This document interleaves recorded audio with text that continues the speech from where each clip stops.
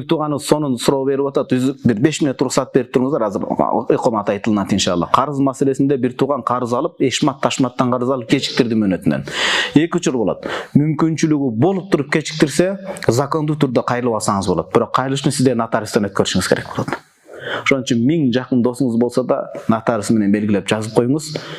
Ya eyyuhellezina amanu iza tadayantum bidaynin ila ajalin musamman faktubu. Kur'an'da Bakara suresinin en akırkı ayatının başçağında, orta çenderinde attayın karız adebi etikası boyunca ayat düşürüp atat. O imandılar bir müönetke karız alıp jebersiңер жазып койгула дейт. Жазыш парыз эмес, сүннөт эмес, адеп мустахап болот. Бирок бул мустахап эртең өкүнүп калганда важиптин ордунбас болот. Жазып коюш керек. Эсептүү дос айрылбайт деген ушул аяттын котормасы болот. Кыргыздар жөнөкөй адам болгон дейсизби бир тууганам. Аятты которуп койгонде иштези менен сонун. Анан кантип ата бабаңызды бир жерден окуп келип алып капырга чыгарып атасыздар. Жөн жүрүңүз капырга чыгарбай. Бир азыр суроо толук бүтө элек, кечиресиз бир тууганым. Ошон үчүн бул жөнү жок эле кечиктирип жүрүп шылтоо жок болсо, бул күнөөкөр болот, алыш керек. Коркутууга чейин барып күч колдонбоңуз, бирок такыр бербей атса бир мындай эле жөн сестентип коюш керек болсо болот, бирок жашоосуна башкасына зыян келтирбеңиз. Жүрөгү эме болуп калып ошондо өлүп кетпесин, коркуп калып анан. Мунун далили пайгамбарыбыз саллаллаху алейхи вассалам хадиси Имам Бухари риваят кылып алып келген. Матлул гонии зулмун. Бай адам карызын кечиктирип жүрө бергени ар бир күнү зулум болуп жазыла берет дейт.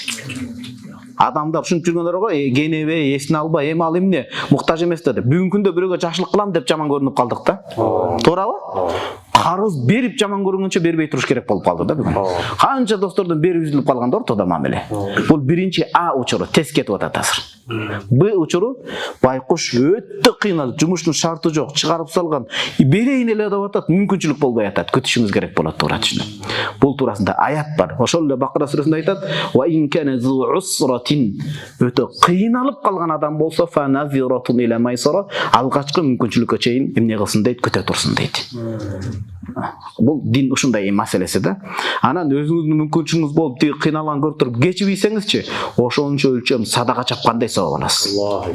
Бирок карыздар адамдар калсак сонун айтат экен, кечибийсе экен дебеш керек эми ал. Шартка жараша. Анан үчүнчү нерсе, карыз алып аткан иннамал амал бинният, ниетке жараша. Карыз алып атканда кайтарып берем десе, канча болбасын Кудай жардам берет.